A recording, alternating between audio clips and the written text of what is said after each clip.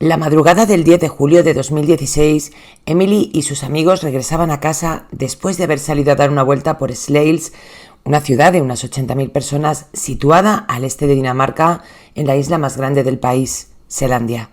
Cerca de las 4 de la mañana, el grupo de 4 cogía un tren hasta la estación de Korsor.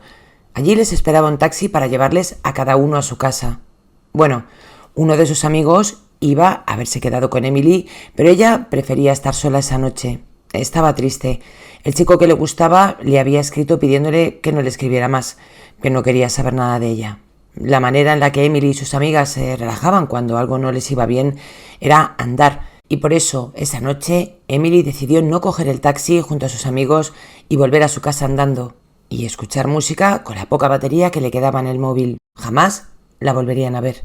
Hoy vamos a conocer la historia de Emily Meng, uno de los casos más sonados de Dinamarca, uno de los países con el índice de criminalidad más bajos de todo el mundo. Mi nombre es Susana García y esto es Más allá del crimen.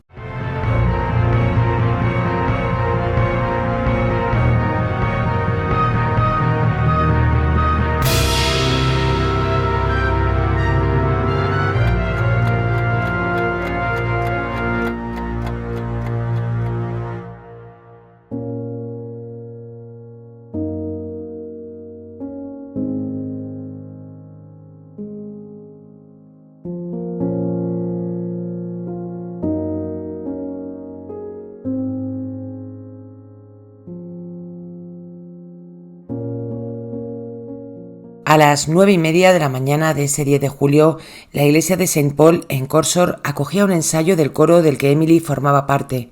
Era conocida por su puntualidad y al no presentarse a las 9 de la mañana, un poco antes del comienzo del ensayo, sus compañeros se mostraron confundidos. Una confusión que se convirtió en miedo cuando la madre de Emily, Helen, se presentó en la iglesia preguntando por su hija. Helen se había despertado por la mañana y había subido a la habitación de Emily para ver cómo se encontraba, sabiendo que tenía ensayo con el coro de la iglesia. Pero para su sorpresa, Emily no estaba en su habitación. Helen la llamó a su teléfono, pero este no daba señal. Los mensajes tampoco le estaban llegando. Preocupada, la madre llamó a una de las amigas de Emily, a Sara, que había salido con ella la noche anterior. Cuando Sara mencionó que Emily había decidido volver sola a casa, a Helen se le paró el mundo. ¿Pero qué había ocurrido la noche anterior?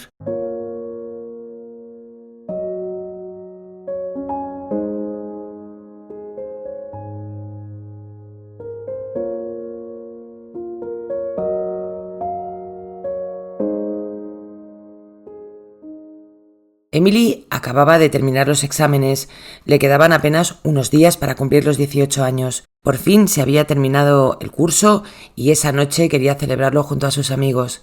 Su plan era salir a Slales y tomar algo por allí y luego después volver a casa. No era nada del otro mundo y con esto me refiero a que no iban a salir ni a emborracharse ni a desfasar. El grupo de amigos era un grupo sano, de los que no beben, no comen carne, y ya sabemos que Emily además formaba parte del coro de la iglesia y era asidua a misa también. Salieron 3 amigas y un amigo. Este chico tenía pensado quedarse en casa de Emily a dormir porque era el que más a las afueras vivía. Y con este plan, los 4 se dirigieron a un café conocido por sus shishas. Allí todos se mostraron contentos, pasaron el rato y parecía que se estaban divirtiendo. Pero Emily en el fondo no lo estaba pasando bien. El chico con el que estaba saliendo y ella pues estaban manteniendo algún que otro desencuentro a través del Messenger de Facebook. No es que fuera una relación muy sólida, al fin y al cabo eran menores de edad, pero a Emily sí le gustaba este chico. Este desencuentro le afectó hasta el punto en el que parecía no estar disfrutando de la noche. Tras salir del café, los 4 se dirigieron a un McDonald's donde cogieron algo de comer. Emily se abrió a una de sus amigas y le contó que estaba un poco angustiada por el desencuentro con su, hasta ese momento, novio. Y digo hasta ese momento porque era el chico el que parece ser que le pidió que dejaran de verse. La amiga, como buena amiga, la estuvo apoyando y escuchando. Después de comer algo, los 4 se dirigieron a la estación donde cogieron un tren hasta Korsor y durante el trayecto Emily trató de cargar algo su móvil, que se le estaba quedando sin batería, y una de sus amigas llamó a un taxi para que les recogiera cuando llegaran a la estación y así volver todos a casa juntos. Pero Emily estaba bastante agobiada con el hecho de que su pareja o semipareja o el chico al que estaba conociendo le había pedido que no se vieran más y que, pues cuando llegaron a la estación de Korsor decidió que no se iba a subir en el taxi con sus amigos. Quería volver a casa andando, algo que le servía de terapia cuando estaba estresada. Dejó medio plantado a su amigo, al que le dijo que lo sentía, pero que esa noche prefería que él no se quedara en su casa porque quería estar sola. Le quedaba poca batería, pero creía que lo suficiente como para llegar hasta su casa andando desde la estación mientras escuchaba algo de música, su terapia. Nadie se enfadó con nadie. Todos entendieron la situación de Emily y allí la dejaron, cruzando el túnel que la llevaba hacia la salida de la estación en dirección a su casa mientras ellos montaban en el taxi.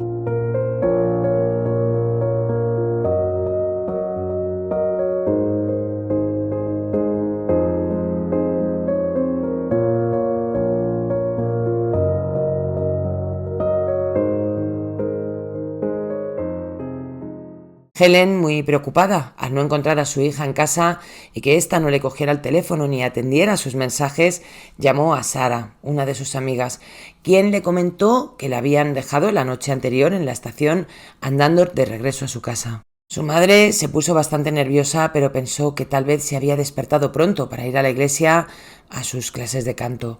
El problema es que allí tampoco estaba, y esto sí era extraño. Helen interpuso una denuncia por desaparición a las 11:49 de esa misma mañana. Los medios de comunicación pronto se hicieron eco de la noticia. Politiet efterlyser nu denne pige, den 17-årige Emilie fra Korsør. Una vez dada la alarma, la comunidad entró en acción. 200 voluntarios del pueblo se unieron a la policía local, rastreando la zona en busca de Emily. Un helicóptero buscaba desde el aire. En tierra, los voluntarios buscaban en cada hueco, agujero, en el puerto. Emily medía 1,68, tenía el pelo largo, liso, castaño. Llevaba un cardigan negro, una blusa de encaje negra, unos vaqueros y unas Adidas azules. Todo el mundo la buscaba. A pesar de sus esfuerzos, no había rastro de la joven. La policía entrevistó a sus amigos y a cualquier testigo de la estación de tren esa noche. 2 jóvenes que habían viajado en el mismo tren que Emily recordaron haberla visto durante el trayecto. Uno de ellos la reconoció por su aspecto. Después de que todos bajaran del tren, uno de los hombres se detuvo junto a un seto para verter un poco de agua y mientras estaba allí, Emily pasó por delante mirando hacia su propio teléfono. Poco después, los 2 hombres fueron recogidos por un coche. Lo que estos hombres le contaron a la policía pues coincidía también con lo que les había contado los amigos de Emily. Su mejor amiga dijo que la última vez que la vieron estaba jugueteando con sus auriculares antes de darse la vuelta.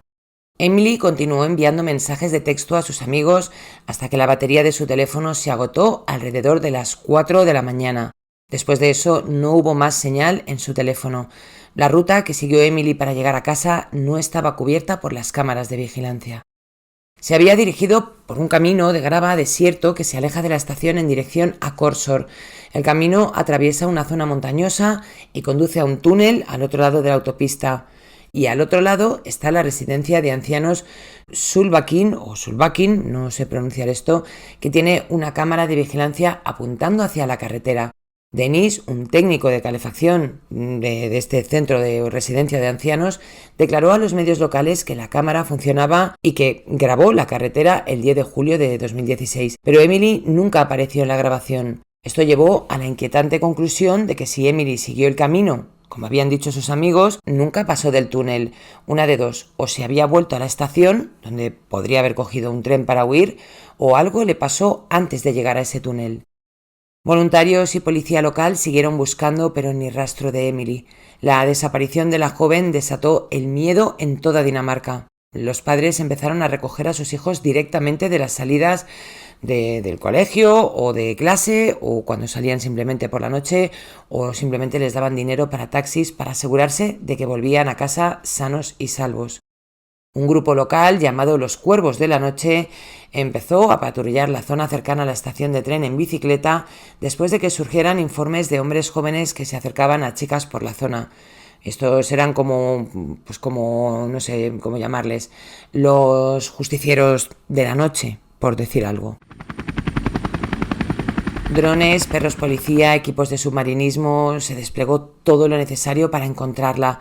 Los investigadores incluso compartieron detalles con la Interpol, especulando que Emily podría haber sido secuestrada y llevada a través de la frontera con Alemania. El caso desencadenó un frenesí mediático en toda Dinamarca y se organizaron búsquedas a gran escala por toda la ciudad. Bosques, lagos y zonas costeras fueron recorridos por voluntarios, en lo que se convirtió en el mayor esfuerzo voluntario de búsqueda de la historia de Dinamarca. Cientos de personas se unieron a la búsqueda para encontrar o tratar de encontrar a Emily. Al principio, algunos pensaron que la chica podría haber tenido un accidente de camino a casa, ya que habría tenido que cruzar un canal.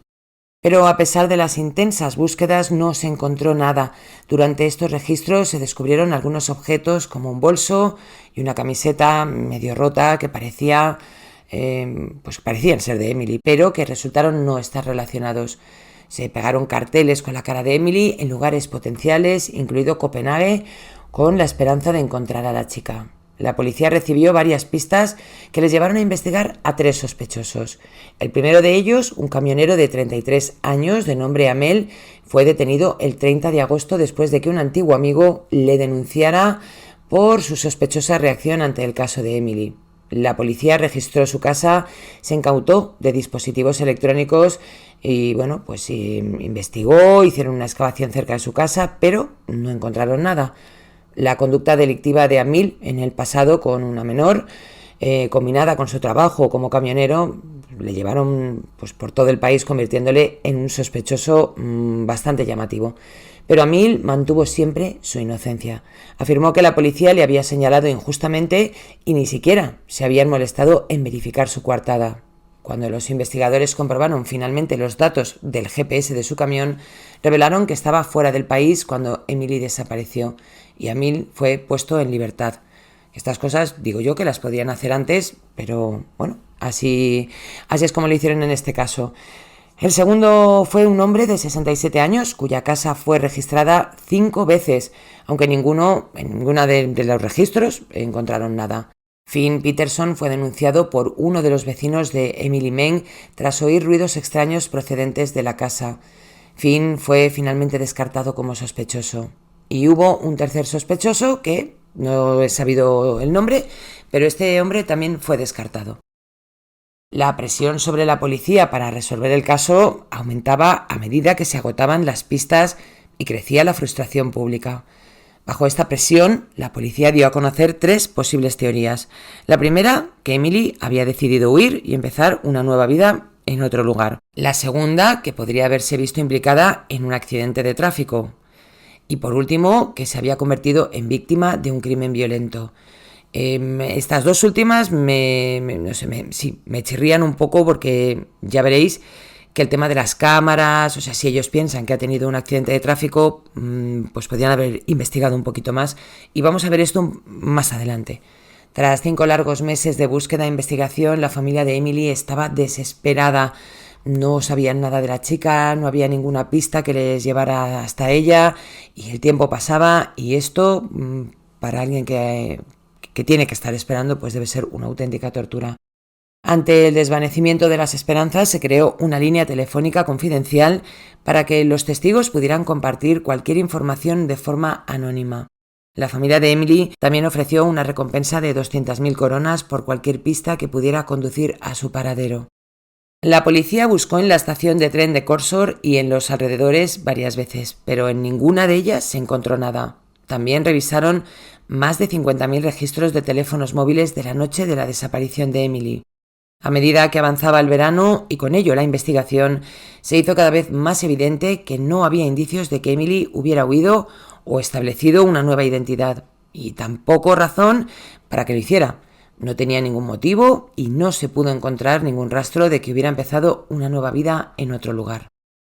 La trágica realidad de su destino empezó a hacerse poco a poco realidad. Pasaron los meses con noticias puntuales de avistamientos o nuevas pistas, como ocurre en casi todos los casos de desaparecidos, pero nada llevó a la resolución del caso y este se enfrió hasta 5 meses después.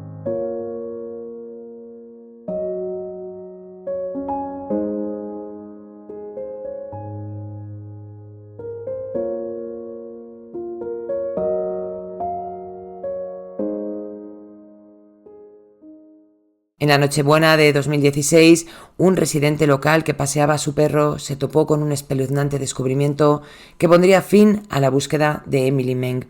El cuerpo de la joven apareció sumergido en un pequeño lago situado a unos 60 kilómetros de la estación de Korsor, donde la chica fue vista por última vez. Esta zona aislada, rodeada de charcas, arroyos, ya os digo que estaba bastante lejos de donde se había estado buscando a la joven. El cuerpo estaba muy descompuesto, habiendo pasado meses expuestos a los elementos, pero aún tenía pistas que lo relacionaban con Emily. Sobre el cuerpo se encontraron joyas y un reloj similares a los que la chica llevaba la noche que desapareció. Cerca se descubrió una bolsa de un supermercado de la cadena llamado Netto. Contenía artículos que hacían aún más clara la conexión con Emily. Un par de vaqueros parcialmente rotos que se creía pertenecían a la chica, un bálsamo labial que sus amigos recordaban que usaba con frecuencia y unos auriculares que coincidían con lo que habían dicho la noche en que desapareció. Pronto se confirmó el devastador descubrimiento. Era Emily. Miles de personas se reunieron en una vigilia con antorchas para llorar la despedida de una niña inocente que había conmovido los corazones de la comunidad, descrita por todos como amable y gentil. La ausencia de Emily dejó una huella imborrable. La policía especuló con la posibilidad de que Emily hubiera sido asesinada poco después de que desapareciera el mes de julio y fuera abandonada en este lugar aislado a más de 60 kilómetros de su casa. Aunque no había forma de saberlo con seguridad en ese momento, como veremos más adelante en la historia, existe la posibilidad de que Emily siguiera viva el día en que fue secuestrada y que se hubiera podido salvar si la policía hubiera investigado a fondo todas las opciones previamente. La patóloga forense Christina Jacobsen fue la encargada de realizar la primera inspección al cuerpo y en el momento en el que se encontró el cadáver llevaba al menos 3 meses, probablemente más, en el agua. Durante la autopsia, el equipo de Jacobson notó algo inquietante. Había cinta adhesiva enrollada sin apretar alrededor del cuello y la cara de la chica. Cuando retiraron con cuidado el pelo de Emily, quedó claro que la cinta había estado sobre su boca, pero la cinta se había deslizado hacia abajo con el paso del tiempo, del agua, digamos que se había soltado de donde inicialmente fue puesta. A pesar de este descubrimiento, la autopsia no halló fracturas en el cuello ni lesiones externas evidentes. La causa de la muerte no se pudo determinar in situ, pero Jacobson sospechó que fue por asfixia, posiblemente por obstrucción de las vías respiratorias causada internamente o por presión externa. Una de las piernas de Emily se había desprendido del cuerpo, pero esto se atribuyó a la actividad de los animales. Con el paso de los meses, sus restos habían quedado expuestos a la intemperie. Pues estas cosas suelen pasar en estos casos. En un frío invierno, la iglesia de Saint Paul en Korsor, donde la chica iba a misa y donde cantaba en el coro, acogió un pequeño funeral privado para Emily Meng, en el que solo sus amigos más cercanos y su familia estuvieron presentes para decir adiós a una joven que 6 meses antes simplemente había caminado a casa escuchando música sin saber que sería su último viaje. Fue entonces cuando la policía dio a conocer las principales conclusiones de su análisis técnico de las imágenes de vigilancia tomadas en la estación de Korsor. La grabación, aunque pixelada y de mala calidad, captó una imagen tenue de un turismo circulando por el aparcamiento de la estación aproximadamente a las 4:07 de la mañana. A las 4:03 fue cuando Emily estuvo mandando mensajes a sus amigos y se quedó sin batería. Tras meses analizando las imágenes con la ayuda de expertos, llegaron a la conclusión de que el vehículo en cuestión era probablemente un Hyundai i30 fabricado entre los años 2011 y 2016. Aunque la pista parecía prometer, la policía seguía enfrentándose a una presión ciudadana, social, creciente. Habían entrevistado a unas 650 personas, habían presentado casi unos 2.000 informes, habían cruzado un montón de referencias, 400.000 vehículos inspeccionados, datos telefónicos, y aún así no estaban ni por asomo cerca de identificar a la persona que le había hecho eso a Emily. Llegamos al verano de 2018.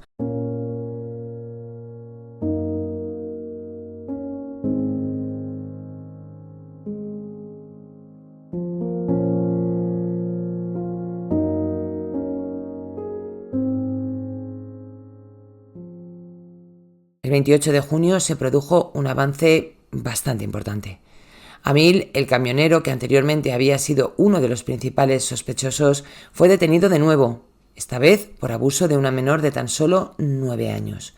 Dado que Amil había sido el principal sospechoso o uno de los principales sospechosos en el caso de Emily, su detención llevó a la policía a reconsiderar su implicación y por lo tanto llevaron a cabo otra investigación sobre la posible conexión con la desaparición y la muerte de Emily. Pero, una vez más, este Amil quedó descartado.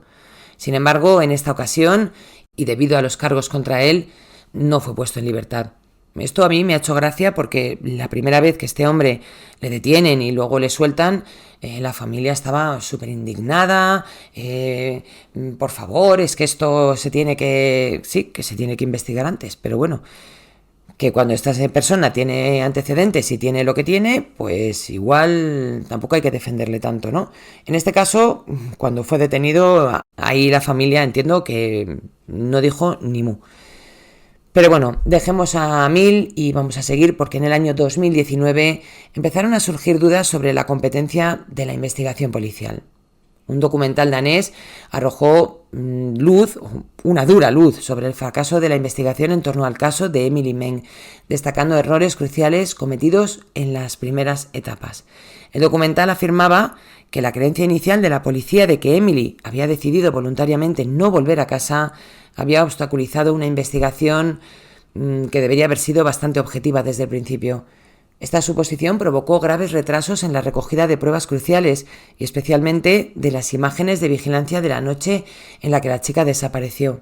Cuando empezaron a solicitar las grabaciones, pues gran parte de ellas o ya se habían borrado o se habían sobrescrito, sobre todo en los lugares cerca de la estación de Korsor. Vamos, que la policía se la sopló bastante. No os lo puedo decir de otra manera.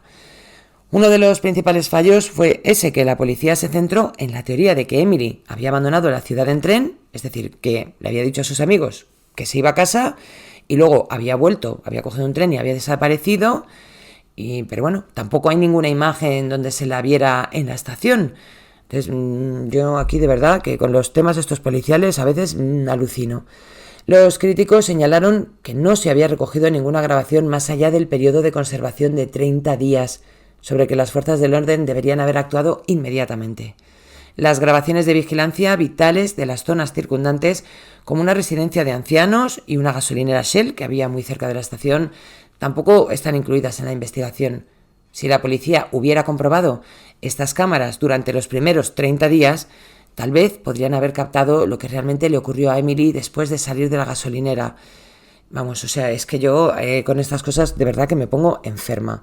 De hecho, este documental señalaba que en la zona había 4 carreteras que salían de la gasolinera y 2 de ellas se dirigían hacia Borup, que es la dirección donde más tarde se encontró el cuerpo de Emily. O sea, hola, policía. Las imágenes de vigilancia de una de estas carreteras podrían haber captado una furgoneta blanca, un coche blanco, que se cree que estuvo relacionado con el secuestro de Emily. Según la legislación danesa, las empresas solo están obligadas a almacenar las grabaciones durante 30 días, por lo que es esencial que la policía actúe con rapidez para conseguir las pruebas vitales. Del mismo modo, una empresa de distribución de carne situada en la autopista E20 tenía 3 cámaras orientadas hacia la carretera que podrían haber proporcionado imágenes claras de los vehículos que pasaban. No voy a culpar aquí a nadie aparte de la policía, evidentemente, pero ostras, si desaparece una chica por la zona donde tú tienes una cámara, yo no sé los demás. Yo, desde luego, que las hubiera mirado, aunque la policía no me las hubiera pedido. Son mis imágenes y tengo todo el derecho a ver qué pasa. Y tal vez ahí pues podrían haber hecho algo. Y veremos más adelante que tal vez podrían incluso haber salvado a la chica si alguien le hubiera dedicado el tiempo que le tenía que haber dedicado a esto. Sorprendentemente, la policía nunca solicitó estas imágenes, a pesar de que podrían haber sido cruciales para rastrear los movimientos de Emily o el vehículo de su asesino.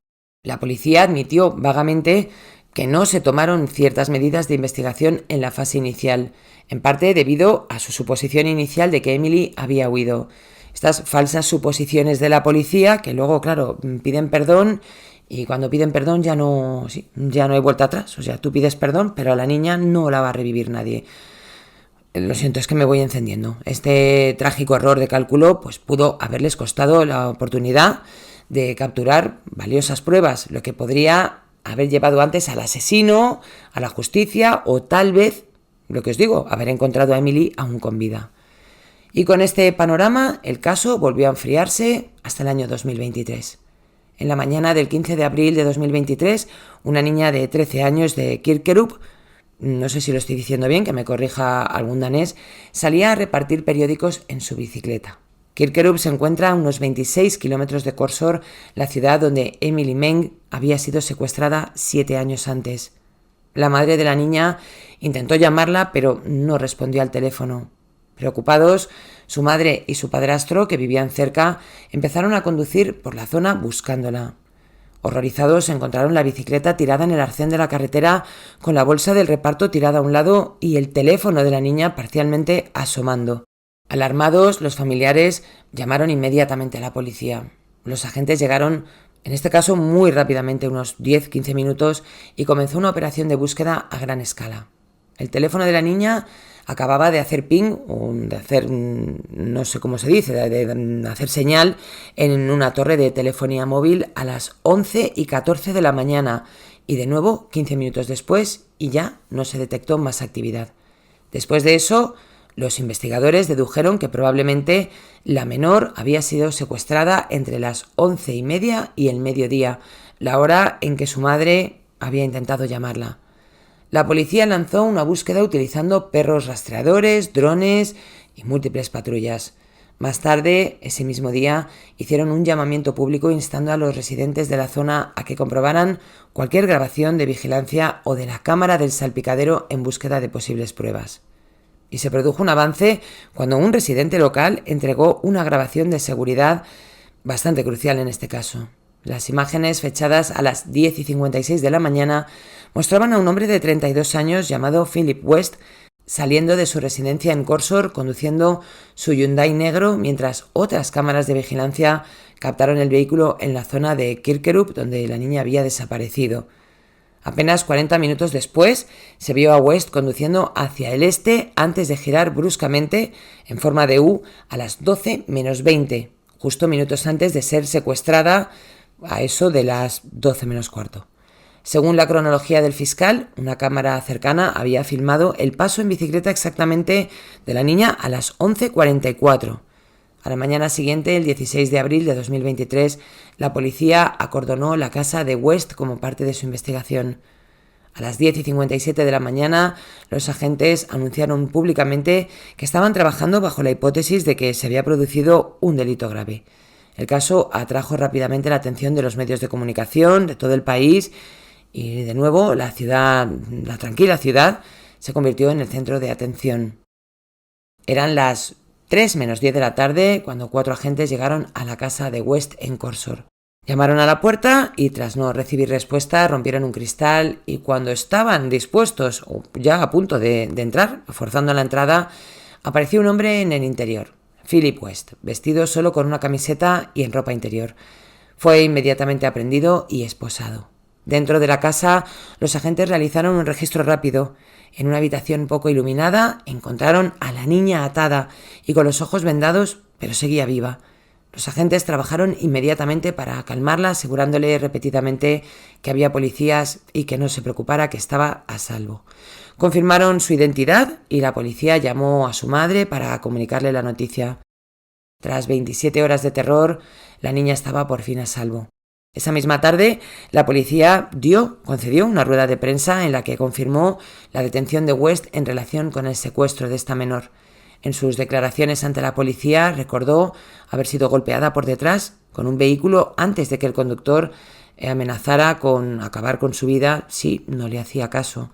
Según la acusación, fue obligada a entrar en el maletero del coche de West y trasladada en contra de su voluntad hasta casa de este. Allí la vendó los ojos, la mantuvo cautiva en una habitación oscura y hasta que, la encontraron. Un registro forense de la casa de West reveló varios detalles inquietantes. Los investigadores encontraron ventanas cubiertas con persianas y barricadas improvisadas sobre la puerta del patio junto con envoltorios de comida esparcidos por la habitación donde la niña había sido retenida.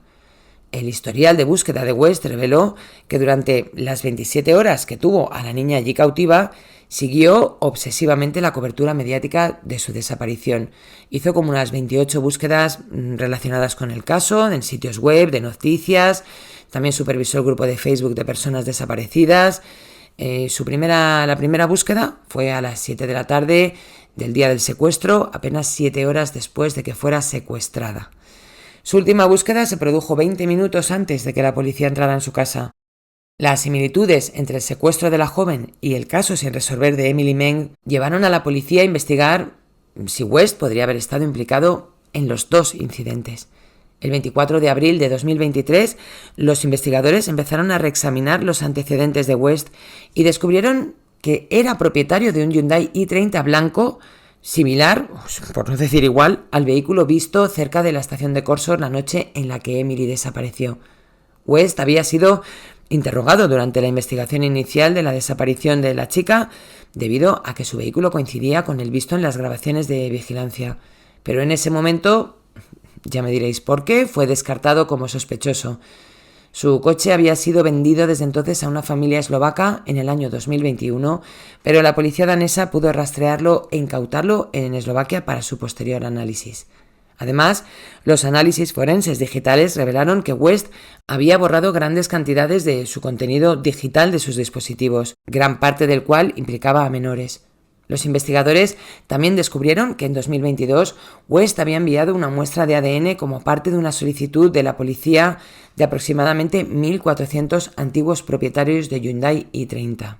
Es decir, en su momento le tomaron muestra del ADN, pero como tras encontrar el cuerpo de Emily de tanto tiempo en el agua no se pudo sacar ninguna prueba concluyente en relación al ADN, pues tampoco se le pudo vincular.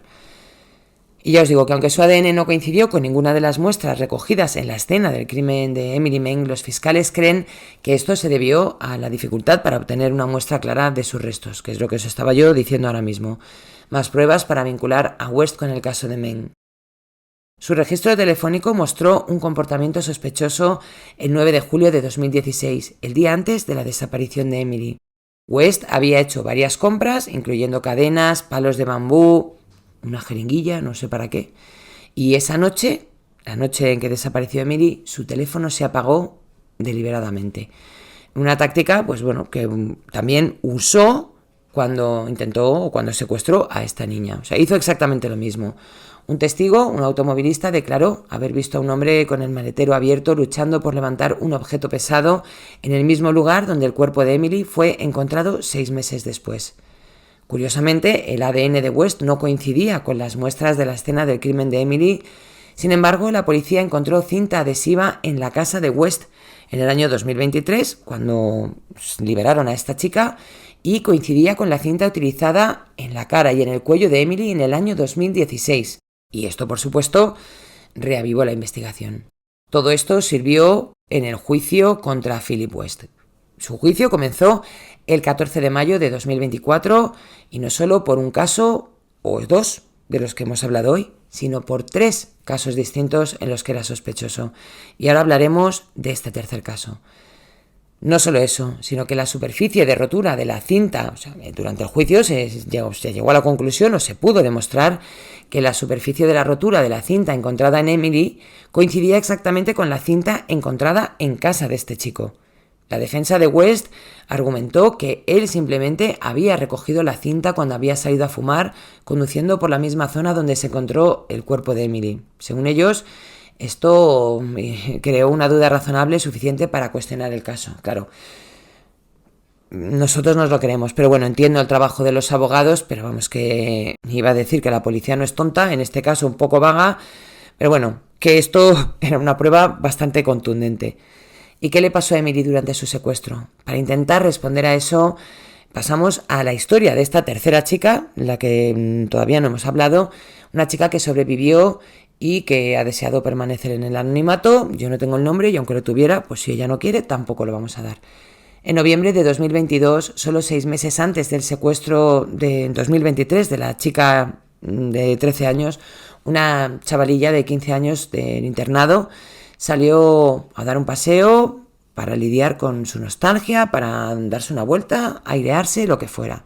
Estaba hablando por teléfono con su madre cuando de la nada fue atacada por la espalda. Al principio pensó que era una broma, pero cuando sintió el frío acero de un cuchillo y una mano con fuerza contra ella, supo que de broma nada. La tiraron al suelo y la llamada evidentemente se cortó. Intentó coger el teléfono para gritar pidiendo ayuda, pero el agresor se lo quitó de una patada y siguió haciéndola callar. Mientras yacía en el suelo, el teléfono seguía sonando. Su padre estaba llamando, probablemente muy preocupado. Ante el repentino corte, intentó asustar a su agresor diciéndole que su madre sabía dónde estaba, que la dejara en paz, que si se había cortado la llamada, pues la madre llamaría a la policía. Pero este hombre ni se inmutó. Le ató las manos y empezó a arrastrarla por el campo. La chavala ya pues se pensaba lo peor, o que iba a abusar de ella o que iba a acabar con su vida. Él decía que no la iba a matar, pero evidentemente, ¿quién se lo cree? Por un segundo, pues, la chica pensó que ya era el fin de su vida, se le aceleró el corazón y yo creo que en ese punto debes estar ya, pues no sé, si intentando luchar por sobrevivir o ya al borde de me dejo llevar y que sea lo que Dios quiera. En un intento, la chica intentó agarrar el cuchillo, él se lo arrebató y aquí ella lo que sí se dio cuenta es que este hombre no llevaba guantes, que sería lo normal en un caso así, para no dejar huellas. Y llegó un momento que la chica, pues ya viéndose sola en medio del campo y tal, pues dejó de gritar. Sintió que no tenía otra opción más que aceptar lo que le estaba ocurriendo. Y en ese momento él paró. Le dijo que contara hasta 100. La chica, contando hasta 100, con el pulso acelerado, el corazón que le iba a 1000, pues contó hasta 100. Mientras, intentaba escuchar qué hacía, dónde estaban sus pasos y este tipo de cosas. Al cabo de unos 20 segundos dejó de contar y miró para atrás y vio que el chaval ya estaba en la distancia. Y entonces corrió al colegio y allí pues la estaban esperando sus padres y la policía. Se recogió ADN de la escena y este incidente la dejó marcada para el resto de su vida. Este ADN, lo repito así, coincidió más tarde con el de Philip West cuando fue arrestado en el año 2023. Eso de no ponerse guantes, pues al final le trajo consecuencias. El fiscal presentó a un testigo que afirmó haber visto un coche blanco la mañana en la que Emily desapareció. Este testigo declaró que vio a un hombre cargando algo muy pesado y recuerda que la matrícula tenía la letra B. Curiosamente, West, que tenía el Hyundai famoso i30 blanco, pues la matrícula empezaba por la letra B. Y también el fiscal hizo hincapié en lo difícil que había sido obtener muestras de ADN del coche en 2022. Y ya sabemos que lo habían cogido de Eslovaquia, se lo habían llevado, no habían podido obtener ADN aquí. Pero la defensa, contraatacó y planteó algunas dudas, señalando que este testigo describió un sedán cerrado, mientras que el coche de West era, digamos que otro tipo de coche que tenía como una especie de pick-up, entiendo que era. La cronología tampoco les cuadraba. El testigo afirmó haber pasado por la zona entre las 7:30 y las 8 menos cuarto de la mañana, pero West había parado a echar gasolina a las 8:11 y estaba a 45 minutos de distancia. O sea, no le hubiera dado tiempo. Hubiera tardado como unos 33 minutos en ir hasta la zona y hubiera tenido solo 8 minutos para deshacerse del cuerpo de Emily en el lago, que tampoco lo veo improbable. La fiscalía alegó que tenía deseos sádicos desde su adolescencia y se le consideraba gravemente un pervertido.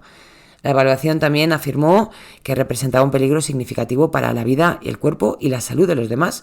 También se documentó que en el ordenador de Philip West había grandes cantidades de vídeos e imágenes de naturaleza, vamos a decir, extrema desviada, con fantasías de mujeres.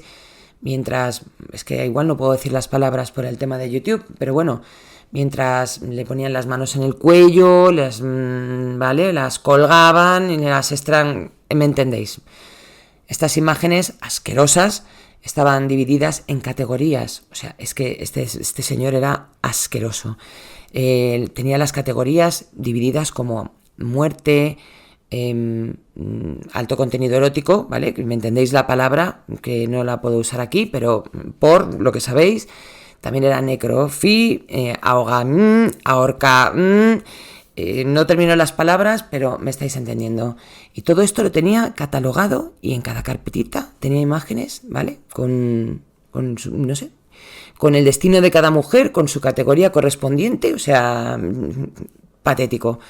Encontraron también fotos y direcciones de mujeres reales, y cómo podían llegar hasta sus casas. O sea que es que ya lo tenía este señor, era un sádico pervertido, que luego dirían que no es un psicópata, pero bueno, yo no soy psiquiatra, sé que uso alegremente este término, pero vamos, tranquilamente lo diría y me quedaría tan ancha.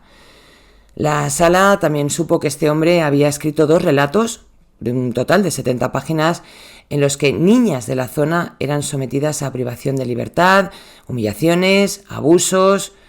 Bueno, si no puedo decir la palabra psicópata, decidme cómo leches llamo yo a este personaje. Philip West fue condenado por el intento de abuso e intento de privación de libertad de larga duración de Emily Meng, pero no por abuso real y por la privación de libertad de larga duración, porque la sala del tribunal estimó que no podía probarse que estos actos hubieran ocurrido realmente. Sin embargo, hubo intención y por tanto fue condenado por tentativa.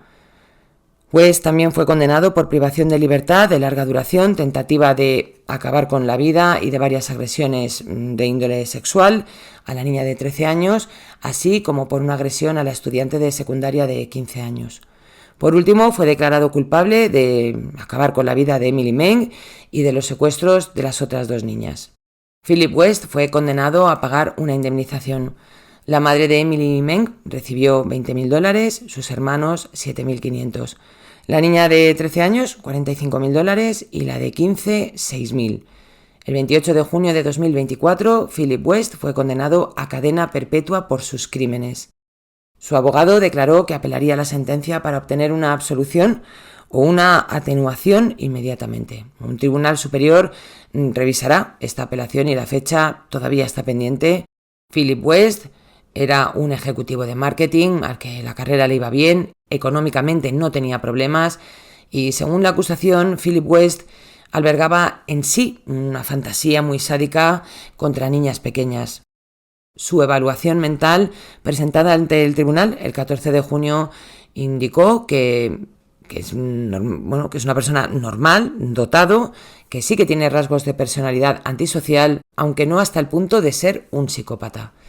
El político Philip West, que también es de la zona donde Emily desapareció, fue erróneamente confundido con el Philip West que acabó con la vida de la joven, y esto le ha afectado profundamente a él también. Recibió amenazas y cartas de odio solo por llamarse igual que él. Y creo, lo último que leí, es que estaban recogiendo firmas para, antes de acusar a la gente, pues tener cuidado con lo que se dice.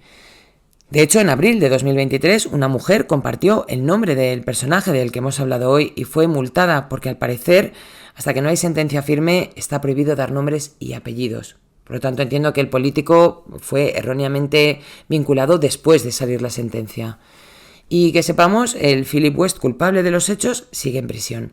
La cadena perpetua no tiene una duración determinada en Dinamarca y se puede pedir el indulto a los 12 años. Lo que sí que he visto es que en este país los condenados a cadena perpetua no pueden tener relaciones o pareja durante sus primeros 10 años en la cárcel. Así que por lo menos las fans de los asesinos en serie y las ibistrofílicas no podrán acercarse a este personaje durante unos añitos.